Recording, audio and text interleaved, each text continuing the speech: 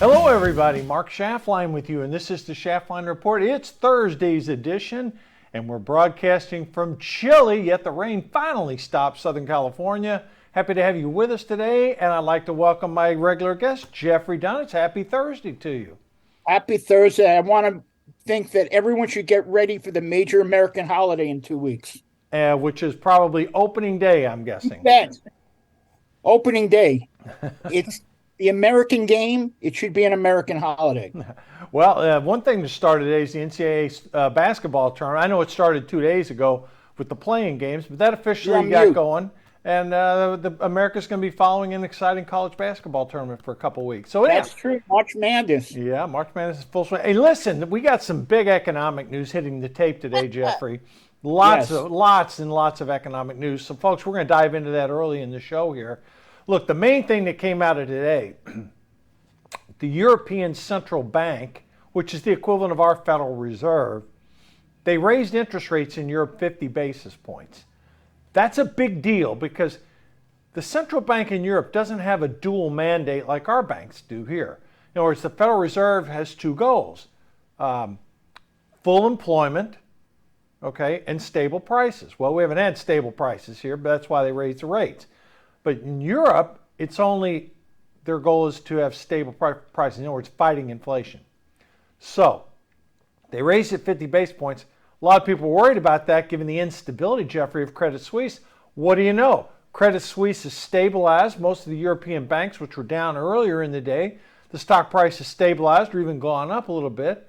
The Swiss National Bank stepped in and provided a $54 billion line of credit to Credit Suisse. Jeffrey, between the actions of our Fed, Treasury, Federal Deposit Insurance Corporation, and the ECB, have we stemmed this banking crisis, or are we still in choppy waters? We might have stemmed it, but we're going to increase inflation from it because they have the banks paying for what's not a bailout, but it's a bailout. Well, if the bank's paying for it, they're going to have to make up the money. So a car loan that was 8.7% is going to be an 8.8%. Same thing with, a savings account that was maybe giving 3% will now be only 2.8%. So what they're doing is they're making America get less money and have to raise prices. So in the end, it's going to be another inflationary thing. You know what, Jeffrey? I will take the opposite side of that trade with you. Okay. And let me tell you why. I don't think this was a bailout by any stretch of the imagination. I talked about it the other day. I think the fact that the shareholders and the bondholders of both Signature Bank and Silicon Valley Bank were wiped out is certainly no bailout. Now, some people have argued, well, you're bailing out a bunch of rich people who should have known better. Well, as I said on the show the other day, if you don't bail out those depositors, you're going to have a manageable issue would explode into an unmanageable situation. Look, those depositors, what was their crime? They put money in a bank. Okay. Well, I have no problem with rich depositors. That's what America's all about. Yeah, no, I mean, but the whole idea is, I mean, it stabilized the banking system. Yes. Did some people take money out of regional banks and put them into money center banks? Yes. But at the end of the day, I think the Fed did a great job working with Treasury, working with the FDIC and the administration to stave off a problem. Now, look, there's going to be some fundamental changes needed in U.S. banking laws because just from a practical point of view, I don't think, the amount of bank deposits equals GDP. So, I mean, you can't, guarantee everything, but I think they did a good job on this one. And look, as far as the Europeans go, anything that can stabilize their banking system, which I think is a little more fragile than ours, Jeffrey, given some of the issues over there. But let me get back to the inflation point. I think the Fed is making all the right moves to combat inflation. I think bank lending will tighten up a little bit. Bear in mind, this is not a case of banks that made bad loans. Right. It's a case of mismanaged the Treasury yield curve. I mean, as I said the other day, when interest rates were very, very, very low, who in their right mind was going out and buying a 10-year bond or a 30-year bond paying 1% or less? I mean, a lot of people did. And now those bonds, they've actually peaked at between 4 and 5%. Obviously, they've come down a lot this week. But the point is, a lot of banks mismanage the interest rate curve, and they mismanage the liquidity of some of these private companies they thought would go public. So I think, Jeffrey, it could be further tightening, and I don't think this is inflationary. I think that You're right. Yeah, I think that between the fact these banks will tighten lending standards even though they don't need to, and the fact that the Fed will likely next week, I think, raise rates 25 basis points, I think they're doing a good job. Now, are we going to get to 2% inflation by the end of the year? No, I don't believe that's going to happen. But I do think in 2024, we will see a two handle on that inflation figure because, I think there's been enough damage through this banking situation, Jeffrey, that I think there's going to be some hesitancy. And some of these excesses, some of these companies that really, do we really need them all? Probably not. So, if the country has a small recession, that has a way of wringing out the excess. I don't know if we're going to have a recession or not, but what do you think on that one? Well, if that was the only problem, it wouldn't be inflationary and drive us towards a recession. But that's not the only problem. Right. Food price. I keep saying this is the most inflationary part, and it's the one that scares me the most. Food prices are going through the roof. Yeah. Don't try to buy poached eggs. Eggs are going crazy. And I don't know if you noticed, but over the last couple of weeks, gas prices have been inching up. Well, gas prices are inching down across most of the country because oil has gone down like $12 a barrel in the last week. It'll take a lag time, but you are going to see gas prices coming down. Well, you put it all together, I think whether the bank problem happened or not, certainly inflation, we're going to be seeing more inflation. Yeah, and I agree. And I don't know if the higher inflation will drive us to a recession or not, because job growth is still there. It's hard to have a recession when you have so much, people working. Yeah. But I agree with you 100%. Man, this inflation thing, look, if you buy food or pay rent, you're not seeing any relief whatsoever. I mean, those two categories, well, I don't know, airline tickets, but not everybody flies. So, but, right. Everybody has to eat. Everybody either has to pay a mortgage or pay rent. And rent costs, they're not going down, okay? They're not going down. No. And food prices, they're extremely high. I mean, there's no escaping that. You go to the grocery store, some of these food costs are off the charts. Well, and rent's going to stay going high because the cost of running running an apartment is increasing. Yeah, sure. Insurance costs, taxes. Anyone that had an adjustable rate mortgage on their building, they're paying 2% more for that now than they were before. So, yeah, there's pockets of where things aren't working out so well. But aggregately, we got a 6% number in the month of February. We talked about that last week.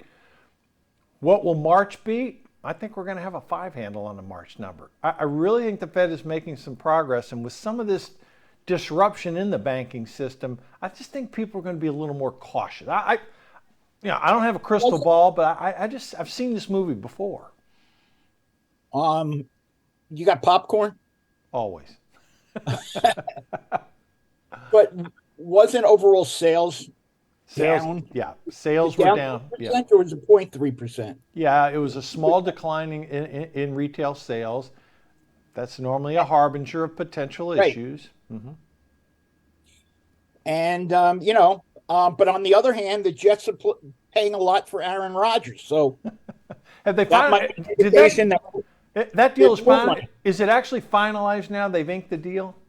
The trade, they've agreed to a deal with Rodgers. They haven't agreed to deal with the Packers. Yeah, that's what I thought. They've still got to ink it, and they've got to work out the details. It is somewhat concerning why it's dragged on so long. I can't figure that one out because basically I thought they had a done deal over the weekend. But, we'll see. Well, I think it has something to do with the food prices. because Jets part of the deal got to buy cheese because Yeah, the Packers are known as the cheeseheads. yeah, they do. Look, there is an expectation next week the Fed will raise 25 basis Right. points. A lot of people had called for no rise in interest rates because of the instability in the banking system.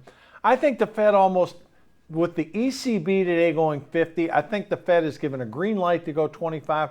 I think after that, though, they should stop and let's Well, let's assess. see what happens. Yeah, let's I see what mean, happens. Because, I mean, one thing about folks, by rising interest rates, when they raise, there's a lag effect. And we're seeing some of the effects of that lag effect. Now, you can't legislate bad management. Okay, so they did some stupid stuff, a couple of these banks. One heavily dependent on startups, the other was a crypto bank. So, yeah, there's issues there. But look, let me give you an example. You've got First Republic Bank, a well respected bank, good management team. But because of the way some interest rates have not been managed properly, it looks like they could either be purchased or merged. First you know, some, Republic Bank. and I look at the problem with the banks having too much in bonds, and I say to myself, "Gee, I have my money invested in a lot of places. Why would I invest so high in just you know uh, one type of investment?" Well, that's the lack of diversity of investments. That's a killer. Right. I diversify, and I don't know anything. Do you know what I'm saying? Well, on Republic Bank stock, it's down. It was earlier today, it was down about another 25%. Hopefully by tomorrow they get a deal done because that is a good bank. I mean, they may have mispriced some assets, but all the factors that someone looks at when they judge a good bank, First Republic has that. But as a result of these interest rate rises, they got a pretty big hole in their balance sheet right now. So Chase stepped up, gave them a line of credit. The Fed they're able to take assets. Say you had $100 million worth of bonds, for example. Let's say that. Yeah, let's say it. And because interest rates have moved up, that $100 million worth of bonds might only be worth today $60 million. Now, what the Fed is going to do, they're going to say, okay, you got $100 million face value of bonds. If you hold those bonds to maturity, whether it be 1, 2, 3 years, you will get all your money back. If you were forced to sell them now, you wouldn't. So the Fed is saying, okay, we'll value those bonds at 100 million and lend you based on the 100, not 60. That's a pretty sharp job that the Federal Reserve came up with. And I think it's a great idea because, look, the Fed can hold those bonds forever. They take them as collateral. They're not going to sell them, so they don't have to. So who's paying for it? What's that say again? Who's going to pay for it? Who's going to pay for what? Guaranteeing the full price at the end. Well, the Federal Reserve basically is willing to extend a loan with those bonds as collateral. So the Fed would loan money to the bank in exchange for the collateral. The Feds aren't going to sell off that collateral. What I'm saying is, who's paying for the Fed buying extending the loan? Well, the Fed's just creating money to do that. Okay. Yeah, the Fed can do that by a stroke of a key. Printing money is inflationary. Well, it could be that I'm just but the velocity. On one point. Yeah, but you got to factor in the velocity of money and where it goes. And again, it will come back to the Fed. So at the end of the game, it's going to be a net zero to them because they would put money out, take it as collateral for securities. Securities pay off, the loan gets paid down. So it's only a short-term fix. And frankly, not every bank needs this. Okay. Well, so in my experience, the only time there's been a lot of velocity in money is when it's a windy day and I drop a couple of bills. Well, let's put like a rainbow on this topic. Secretary Yellen was speaking earlier today, testifying, and she said the banking system is stable and deposits remain safe. So, coming from the Treasury Secretary, Jeffrey, I think she's trying to give an implicit guarantee to Americans and people around the world that, yes, American banks, you make a deposit, the deposit will be there for you. And, well, on one hand, you need someone senior trying to calm down the markets. Mm-hmm. Okay. Something that our boss never does. On the other hand, this is the same woman who said inflation was transitory. So Yes, that's true. That's true. I you know, Your it's just, skepticism is your concern and skepticism is warranted, 100%. but I do think that a senior person in the administration has to try to calm down things and say, look, we're going to be okay. Yeah. Well, I mean, the president said that. The Treasury Secretary said that. Yeah, but the president blamed it on Trump. Not, not really. I mean, some people did, but that's just political gamesmanship. It's not Trump's Oh, fault. yeah. Yeah. I mean, that It was those bad Republican MAGA people. Yeah, but that's people aren't buying that crap because that was. I mean, yeah. Did he sign a law changing some of the requirements on supervision? That happened, but you can't supervise stupid. The real question a lot of people are asking after you get through the political, okay, blame Trump. Hey, everything goes wrong, blame Trump. Yeah, Biden's been president for 2 years now. Okay. A lot of people, Jeffrey, are questioning the supervision of the San Francisco Federal Reserve, as well they should. And there's Department of Justice isn't going to investigate this, as well they should, to try to reestablish some confidence in what exactly caused the 15th largest bank in the country to fail. We hadn't effectively had a bank failure in this country in 15 years. So well, one of the things I like that Biden did right away, he said they were all fired. They're all fired. Well, that is true. The management of both those banks is gone. So again, I want to see what comes out of this, and I want to understand. Hey, the Federal Reserve was supervising these banks. What happened? KPMG, the auditing firm, gave Silicon Valley Bank a clean bill of health. What the hell happened there? I mean, that's an auditor, for God's sake. So I don't know. We'll see. But look, one thing Americans are united on, Republican and Democrat, 84% do not want to see bank bailouts, a la making shareholders and bondholders whole, and that didn't happen. So, there are some on the right who are saying it's a bailout. I respectfully disagree with them, and I said it multiple times, but I understand the comment. In other words, were depositors that above 250 made whole? Yeah, but if I'm going to, quote, bail someone out, I want it to be a depositor that did nothing wrong, not the management.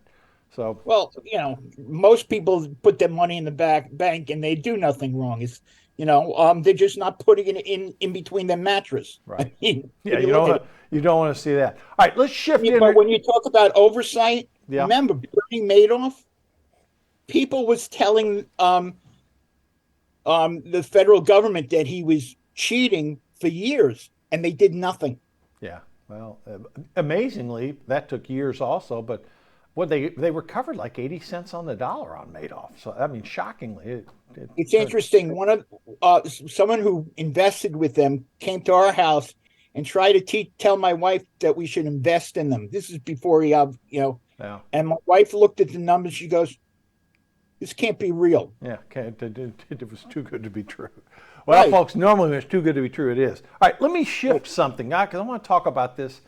France did something I 100% agree with. I don't always agree with the French. Little left of me.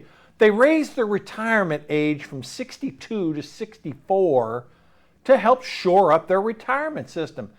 And what are they doing over in France? I don't want to call the French lazy. That's not a fair statement. But what are these bums doing? 64 is a young retirement age. And if the system can't support it at age 62, then damn it, work till 64. I mean, this shouldn't be a big deal. And yet it was. Fortunately, the equivalent of the French Senate passed it. The House didn't, so he evoked powers that he had. And now we have age 64 in France to retire. Jeffrey, I'm bringing this up not because a lot of people care about the French retirement age, but Social Security is on a path to go broke in this country. There's one of two ways we're going to have to do to fix this problem. A, raise the retirement age gradually over time. B, increase the taxation. I want to talk about that a little bit. Or reduce benefits. Well, they're never going to reduce benefits. That ain't going to happen.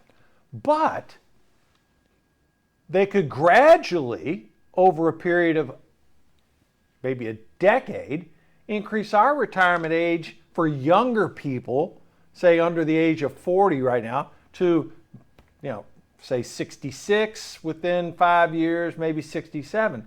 Nowadays people, they work more. It's not, you don't just retire at 65 anymore. So that's one solution. And another, I want to get your opinion on this, on both of those, is, right now I think it's capped at $140,000, your income, your tax on Social Security. What if the tax on Social Security, if the income was raised to say 200? That's going to bring in billions into the Treasury. Jeffrey, what do you think about, in the United States, either one of those ideas for how to save Social Security in our country? Well, I agree with raising the age. Very much agree. And I'm on the cusp. I'm 65. Yeah, but it's not going to affect you. They would do it for a generation coming up. But even if they, I wish they would just do it right now for Medicare, because when I switched over to Medicare and I had to, it wasn't my choice, the cost of my drugs tripled. So I would rather be with my own plan. But yeah, I mean, people work until they're 70. Yeah. I mean, my father worked till he was 80. Well, and the other thing is, if you don't take Social Security benefits right now, people can take them at age 62. The longer you wait, I think it's up to age 70, you could max out on your benefits. It's a big difference between taking it between 62 and 65 and when you get to age 70 and take it up. But everybody has different needs, different issues. What do you think about raising the income level with which the payroll tax applies? I'm not sure. Okay. I definitely think that I could see raising it a lot for people like, over an income of $500,000. But there are people making Well, right now you're taxed up to, I think it's, what is it, three something percent up to, and the employer has to match it. So it's roughly 3.5% up to 140K, I think, somewhere around there. But actually, I'm looking at the other way, taxing the benefits. No, I'm just talking about total income. In other words, every American who works right now gets taxed up to 140K. Right. Like $141, you don't get taxed on the 141,000th dollar. Okay. Right. So what I'm saying is maybe the answer would be to raise the income level from 140 to say 200, and up to 200 you would pay, the 3.5% tax. The employer would match it. That would be a relatively painless way to help fund the system for those people who are going to be receiving it. Because they're not going to cut. I also think, though, that they should lower the benefits for certain income levels. Why should, and also regions. I mean, now, hold on, let me ask you, why? If you paid into it your whole life, why should you be penalized because you're at a higher income level? Because you're getting a lot back. You're getting more back than you put it in. That's questionable, but yeah, okay, I understand the theory. Yeah. I mean, I know I will get a lot more than I put in, checking the numbers, but I'm waiting until I'm 70 so I can get the full. Yeah. Yeah, that makes sense. So but I think they should be adjusting things for where someone lives. Someone who lives in the boonies in Iowa, that money is worth a lot more than someone who lives in the middle of New York City. Well, my counter argument to that would be it's a big country. You can live anywhere you want. And if you choose to live in New York City with higher taxes, higher fees, higher this, higher that. Crazy, I know. I'm not with you on that one. No, I don't. Yeah, that would be impossible to manage, by the way. It'd be too tough. But again, we're not saying. I sound like a liberal. At times you do. So I'll chalk it up to the fact you're in New York and you're surrounded by them. But in all fairness, Democrats and Republicans are going to have to deal with this. And I know there is a bipartisan committee looking at it, but again, this is going to have to. There's going to have to be some solutions to this in our country too. Let me shift to the war. A lot of times we use Social Security money to put in the regular. Well, I mean, Social Security and Medicare are making up a bigger percentage of the budget every year. Let me shift. Remember how Carter? Was it Carter? Yeah. claims that he balanced the budget? Yeah, no, he didn't. It was Clinton. There was Bill Clinton's You know vice how he president, balanced and the Newt money Gingrich. budget? Yeah, I know He how. took it out of Social Security and put it into the Right, general fund. right. No, that's And it's been done before. So yeah, that's yeah, reasons why. yeah. Well, they can't do it right now, so it is. Let me No. shift. We got a few minutes left. All right, the war in Ukraine, Jeffrey, continues to be horrific. I mean, literally, it's a killing zone there in that salt mine town of Bakhmut. There's people asking questions: should Ukraine be putting all these soldiers into there to defend it? I don't know. They're defending it, but the Russians. There's reports the Russians are losing 700 to 1,000 soldiers a day in that fighting. Ukraine, 200 to 300. That's a pretty painful price to pay for a salt mine that's completely destroyed. But, Poland stepped up, Jeffrey, and has said, they're going to send fighter jets to Ukraine. And, everybody probably saw what happened where they released the film today. I don't know if you saw it or not. The Russian fighter jets dropping fuel on that U.S. drone, before it crashed. What are your thoughts on that, Jeff? I think that what we should have done, and I don't think it was an act of war. There were no people in it. It was a drone. I agree. But the next day, we should have taken one of our drones and taken the same route and say, you know what, Vlad, try it again.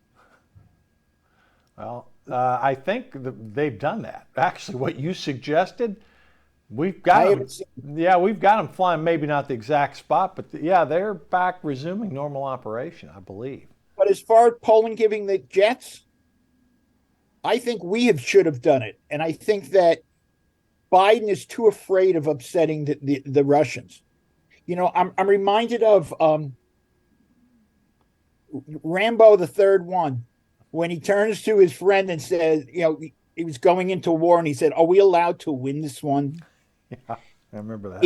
If you're going to go help Ukraine, then help them win. Don't do Well, we're actually training Ukrainian pilots in this country on F-16s right now. So I mean, it may not have happened yet, but it looks to me Poland sends them, NATO will be sending them, U.S. I don't think it's far behind next month or so where that's going to happen. Should we have already done it? Probably the answer is probably yes, if they're trained to fly them. So I don't know, but one thing is happening that NATO, the U.S., Great Britain, all the NATO countries, they're stepping up and supplying Ukraine with ammunition, weapons of war. I mean, what about Germany?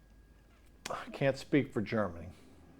Because Germany promised to do 2% of their gross national product into. They're a little short, aren't they? They're a lot short. Okay. And the only one that didn't, when Trump made them, the only one that didn't come up to their number, even though they promised, was Germany. Most of the other countries, though, did. Yeah. Yeah. But Germany is really the biggest economy in Europe, except for Great Britain, but on the continental Europe. It is the biggest economy in continental Europe. And so they can afford it.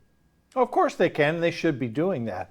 But I mean, look. They didn't even get me a birthday present, and they can afford it. Well, I'll tell you one thing. We're going to talk about presidential politics here for a minute. DeSantis, he may have stepped in it a little bit with his comment about, Russia-Ukraine territorial dispute. I mean, he ruffled some feathers of some Republican senators by those comments. They were none too happy with Mr. DeSantis. Look, some polling came out. Trump is leading DeSantis. Latest polling, 46-32, 14-point lead. Pence is in there, Haley's in there. Again, folks, this is so early. But we're sharing it with you because it is newsworthy. Head-to-head matchup, Trump's up 51-40. Now, DeSantis hasn't even announced he's getting in the race yet. But having said that, politics is going to start heating up here. Trump is out there criticizing DeSantis every chance he gets. DeSantis is not responding right now. I think if he gets in the race, I agree with that strategy. But I said this on the show the other day. I think Governor DeSantis. I didn't agree with that comment about handling the war. Even if he felt that way, he shouldn't have said it. Right. That's right. I mean, he was sort of appeasing the far right wing of the party. I wouldn't have. Don't. I agree with him on virtually everything. That one I do disagree with that. With that comment. But I agree. again, Now, let me ask you something. yeah. With all the people trying to put Trump in jail, will any of them be able to do it, or at least get him to lose? Well, what I'm hearing, probably similar to what you are, is that the most likely charge coming from this is going to be related, excuse me, to that Stormy Daniels hush money. If that's all that he did, the American people are going to give a big, oh my God, that? You indicted a former president on that? I don't even know if they would do that or not. To me, look, if there was some substantive evidence that he related to something more serious than that, maybe. But if you indict Trump over over a hush payment to Stormy Daniels, I don't know, Jeffrey. Something that happened, what? It was like trying to impeach Clinton for having an affair. Right, but very similar. What will voters think? Yeah, I don't think they're going to. Honestly, the people that hate Trump now are going to applaud it. They'll be happy, gleeful. The Trump supporters will be outraged. And then, the 30% in the middle are going to say, I think it's going to be a big nothing. But who knows? I mean, we've never indicted a former president. I know he's gotten support of most of the party, but I see a lot of Republicans that would rather die than see him get the nomination. Yeah, well, hopefully not go to that extreme. But yeah, no, there's a big chunk of the party that does not want him to be the nominee. And frankly, I'm in that camp where, look, I want someone else other than Trump to be our nominee. However, if he is our nominee, I'm going to support him. Sure. Yeah. So I mean, I would vote for this table over Biden. The table. You always have some good ones. He keeps talking about what a wonderful job he's doing. It's just more proof that he needs mental help. Well, I'm not going to go that far. I mean, look, they've made some of the correct decisions in the Ukraine-Russia conflict. In that war, they've made some pretty good decisions related to this banking crisis. I gave him some credit for that. I don't want to give him a complete goose egg. That's not fair. I disagree with a lot of his policies. But on two issues, I think they've done pretty well. One is prosecuting that war through the Ukrainians and through NATO, and two, how they handled this banking situation. Whether it was the Federal Reserve, the Treasury Department, the FDIC, the administration, I don't know who, but collectively they did come together and solve a big problem. I've been looking at the latest Hunter news, and I got to tell you, there's more likelihood of him being indicted than Trump. You're talking about Hunter Biden. Yeah, because maybe the whole reason for the investigation is not to go after Hunter. It's really to find out if Biden was related to all that illegal activity. Well, and from every piece of evidence I've seen, he's the big guy. It looks that way. And he got some money out of the deal. Well, we got a minute left. What's it going to mean? I always ask you, what do you see things happening as we go forward? Give me your assessment. We got a minute left. Well, doesn't the inflation rate come out next week? The Federal Reserve has a meeting next week on decision on raising interest. Oh, that's right. It's the Federal Reserve. Yeah. So, do they announce it right away? Yeah, Tuesday. I think the announcement's going to be Wednesday. They meet Tuesday and Wednesday. They'll announce on Wednesday. I think it's more for public opinion than the investors and things like. I think it's already built into the market.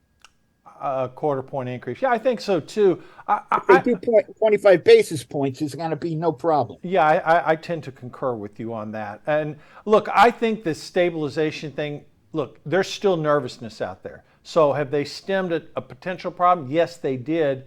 But look, we're not out of the water yet. You just don't have a situation like this happen. What's the old saying Warren Buffett says? When the tide goes out, we find out who's swimming naked. Hopefully, we don't have any more bank blow-ups here. Oh, I'm going to remember that one. I'm going to use that one. Yeah, there you go. All right, Jeff. Also, next week, watch two things. Yeah. Number one, even though nobody else is in the race, well, there are only two people in the race, it's starting to get a lot nastier. and it's a lot nastier than it was in 2016. Okay, and the other thing is, I've been deeply into this Hunter thing since it first came out. Only because one of the big players was named Tony Bobolinsky, and I think it's a great last name. But they're coming close to coming to a resolution of it. And I would keep an eye on it. Well, we certainly will, because you got two potential issues. Hunter Biden, you got potential issue with Trump. You never know the reaction's going to be, but there will be fireworks. So as much I know, we can. Well, they're both in jail, and you have Jim Jordan against Nadler. I mean, all right, with Jerry Nadler, I got to call it a day.